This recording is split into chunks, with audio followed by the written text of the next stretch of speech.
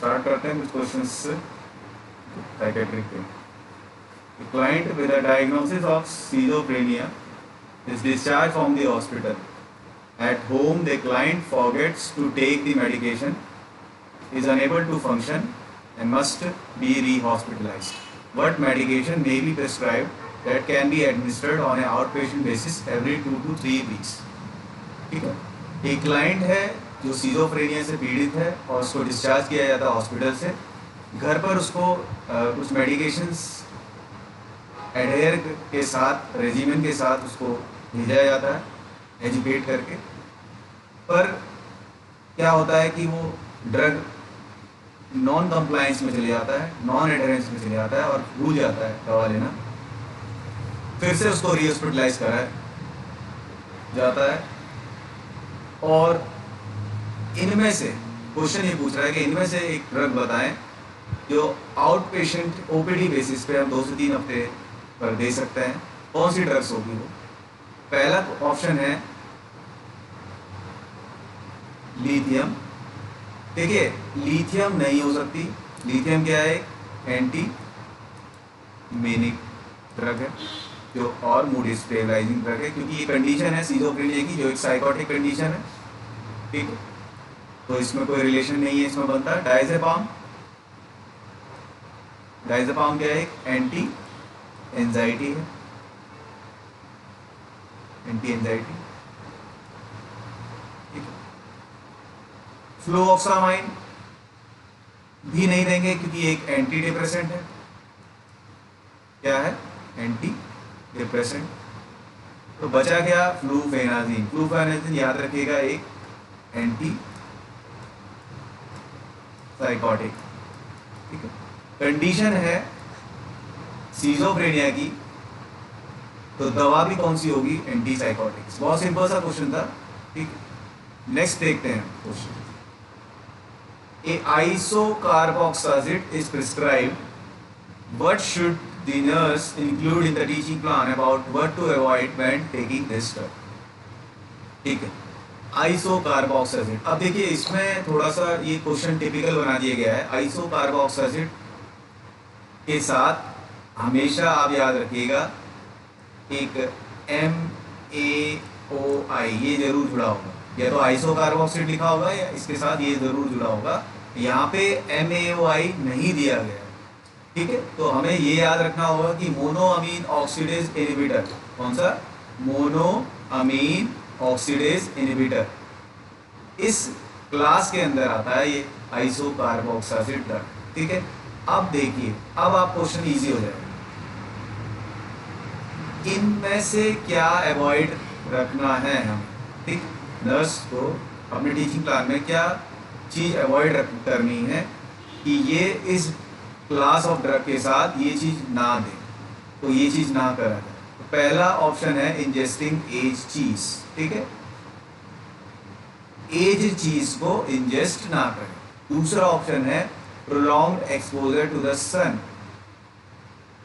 सन का ज़्यादा एक्सपोजर ना हो। तीसरा है फिजिकल एक्सरसाइज में एंगेज होना ज़्यादा। और चौथा है over the counter antihistamine drugs. ठीक है, एंटीहिस्टामाइन ड्रग्स बेनेड्रिल या डाइफेनहाइड्रामाइन एक्सेट्रा इनका इस्तेमाल करना। तो देखिए, MaOI जब हम बात करते हैं तो ड्रग टू फूड इंटरेक्शन, हमने अगर देखा हो, हमने पढ़ा है, ड्रग टू ड्रग इंटरेक्शन होता है, एक ड्रग टू फूड इंटरेक्शन होता है। इस ड्रग के साथ कौन सी चीज़ नहीं देते हम, कौन सी डाइट नहीं देते, तो अब ये क्लियर हो चुका है क्योंकि आइसोकार्बोक्सिलेट एक मोनोअमीन ऑक्सीडेज इनहिबिटर है। तो सीधा सीधा ये क्लियर हो चुका है कि इस ड्रग के साथ आप क्या नहीं देंगे, तो वो दे देंगे टायरामीन रिच डाइट। कौन सी नहीं देंगे? Tyramine rich diet. इसको नहीं देना। क्यों नहीं देना है? क्योंकि आप लोगों ने पढ़ा है सभी ने कि अगर हम टायरामीन रिच का डाइट का उपयोग करेंगे तो क्या हो सकता है? Hypertensive crisis. क्या हो सकता है? Hypertensive crisis. हाइपरटेंसिव क्राइसिस में सिस्टोलिक बीपी कितना हो जाता है? Greater than 180 mm of Hg। ठीक है, 180 मिलीमीटर ऑफ मरकरी से ज़्यादा बढ़ जाता है हाइपरटेंसिव क्राइसिस में। समझ रहे हैं? Diastolic BP 110। से ज़्यादा इंक्रीज हो जाता है, 100 तो ये कंडीशन पैदा हो सकती है क्योंकि टायरामाइन रिच डाइट भी आपका एक तरीके से सेरोटोनिन लेवल को इंक्रीज करेगी, ठीक है, और मेनली ये कैटाकोलामाइन जो है हमारे उनको बढ़ावा देगी, ठीक है, तो वो बढ़ेंगे।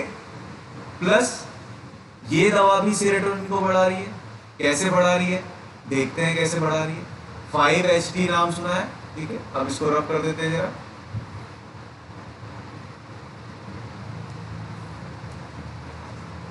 5-HT आपने नाम सुना होगा, 5-हाइड्रोक्साइट्रिप्टामाइन, ठीक है, जो कि एक बायोकेमिकल नेम है सेरोटोनिन का। तो 5-HT, 5-HIAA, ठीक है, इसको समझते हैं।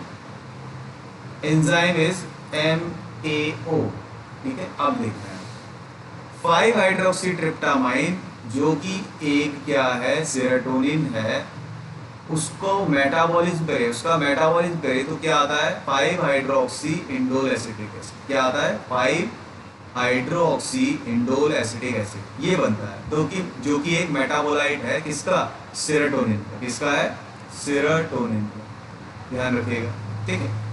और एंजाइम कौन सा रेस्पॉन्सिबल इसमें, वही mono amine oxidase, simple sir, ये एंजाइम रेस्पॉन्सिबल है मोनोअमीन ऑक्सीडेज। तो जो मोनोअमीन ऑक्सीडेज एंजाइम क्या कर रहा है, सेरोटोनिन को किस में ब्रेक डाउन कर रहा है, 5-हाइड्रोक्सी इंडोल एसिटिक एसिड में, यानी कि फर्दर मेटाबॉलिज्म कर रहा है किसका, सेरोटोनिन का।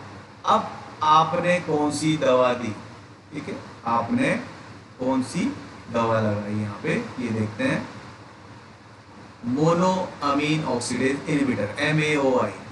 MAOI क्या करेगा, इस एंजाइम को क्या कर देगा, ब्रेक डाउन, यानी कि इस एंजाइम को क्या करेगा, ब्लॉक कर देगा, नॉट ब्रेक डाउन, इस एंजाइम को क्या कर देगा, इनहिबिट कर देगा, रोक देगा। जब इस एंजाइम को अगर रोक देगा तो बताइए क्या होगा, 5-HT ब्रेक डाउन नहीं हो पाएगा 5-हाइड्रोक्सी इंडोल एसिटिक एसिड में, तो किसका एक्यूमुलेशन हो जाएगा बॉडी में, 5-हाइड्रोक्सी ट्रिप्टामाइन। किसका हो जाएगा, 5-हाइड्रोक्सी, और सीधा सीधा ये क्या करेगा, सेरोटोनिन के लेवल को बढ़ाएगा। तो सेरोटोनिन का लेवल ये भी बढ़ा रहा है, ऊपर से आप टायरामाइन रिच डाइट भी दे रहे हो, तो अब इसमें से क्या चीज़ आपको समझ में आ रही है, एक ही चीज़ है जो फूड इंट्रैक्शन का है, वो है इंजेस्टिंग एज चीज़। याद रखिएगा, इंजेस्टिंग एज चीज़ क्या होता है, rich in tyramine, tyramine protein, ये टायरामाइन प्रोटीन में रिच होता है, ठीक है। और टायरामाइन क्या करता है, हाइपरटेंसिव क्राइसिस करता है। याद रखिएगा, एक चीज होता है, बियर होता है, ठीक है, अल्कोहल होती है, वाइन होती है, बीफ होता है, रेड मीट होती है, ठीक है, ये सारी चीजें, योगर्ट होता है, ये सारी चीजें क्या है, रिच इन टायरामाइन प्रोटीन। तो ये सारी चीजें अगर हम किसी anti depressant, mainly monoamine oxidase inhibitor के साथ अगर दे रहे हैं तो हाइपरटेंसिव क्राइसिस का रिस्क बन जाता है, ठीक है। प्रोलॉन्ग्ड एक्सपोजर टू द सन, ये नहीं होगा क्योंकि ये एंटी साइकोटिक के साथ देखने को मिलता है। ये प्रिकॉशन हम एंटी साइकोटिक के साथ लेंगे क्योंकि उसमें फोटोसेंसिटिविटी होती है। एंगेजिंग एक्टिव फिजिकल एक्सरसाइज, ये सही चीज़ है, ये रहना चाहिए फिजिकल एक्सरसाइज, ये कोई अवॉइड करने की जरूरत ही नहीं है।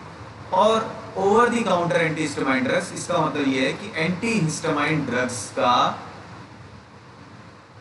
ओवर द काउंटर इस्तेमाल करना, ऐसा कहीं नहीं मिला है कि anti histamine drugs monoamine oxidase की तरह अगर दी जाए तो उसमें कुछ चेंजेस मिले, तो ऐसा कुछ नहीं है, इसमें अवॉइड करने की जरूरत नहीं, कोई रिलेशन नहीं है एंटी हिस्टामाइन ड्रग और मोनोअमीन ऑक्सीडेज इनहिबिटर का। दे सकते हैं उसका कहने का मतलब, ठीक है। तो इसका राइट आंसर क्या हुआ, इंजेस्टिंग एज चीज। नेक्स्ट देखते हैं,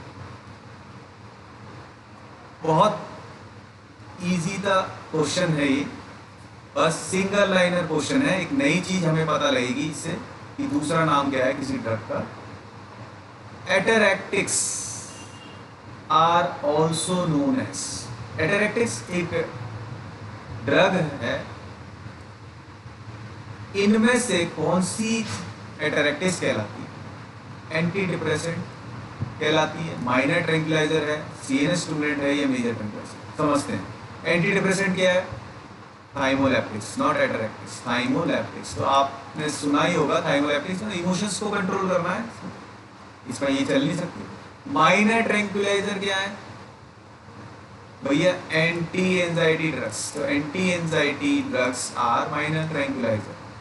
अब इधर से मेजर ट्रैंक्विलाइजर की तरफ जाते हैं, एंटी साइकोटिक्स को हम बोलते हैं मेजर ट्रैंक्विलाइजर्स। ठीक है, तो यहाँ भी नहीं सुना हमने कभी ना। सीएनएस स्टिमुलेंट आपने सुना होगा, एडीएचडी में इस्तेमाल होती है।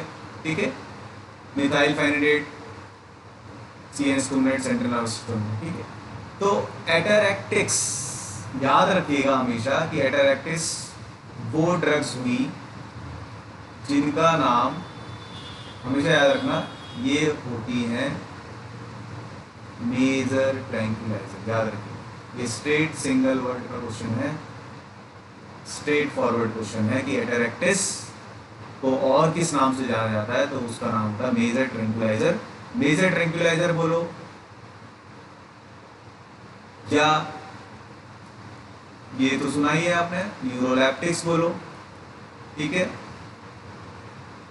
या डोपामिन एंटागोनिस्ट बोलो। ठीक है, या D2 रिसेप्टर ब्लॉकर बोलो, D2 रिसेप्टर ब्लॉकर बोलो। कई सारे नाम है, न्यूरोलैप्टिक्स बोलना है आपने, एटरेक्टिक्स बोलना है। ठीक है, मेजर ट्रैंक्विलाइजर बोलना है। बात समझ में आ रही है? ठीक है, तो एटरेक्टिक्स ये क्या है? Major tranquilizer. ठीक है क्लास, थैंक यू।